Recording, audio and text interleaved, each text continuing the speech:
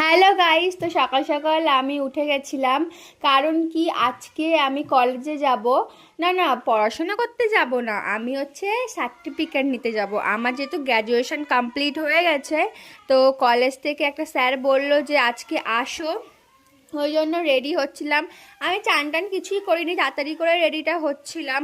কারণ কি, ওখানে আমাকে 12টার মধ্যেই যাওয়ার কথা ছিল। আর এদিকে আমার মা বলছিল কিছু খা, কিছু খা, কিছু খা।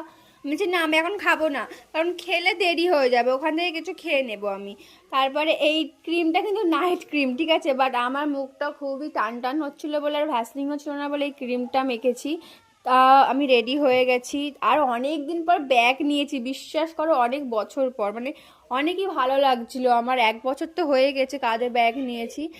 আর কি বলবো, এই ফিলিংসটাই আলাদা। স্কুল লাইফও শেষ হয়ে গেল, কলেজ লাইফটাও শেষ হয়ে গেল, মানে একদমই ভালোই লাগে না, মানে এইসব খুব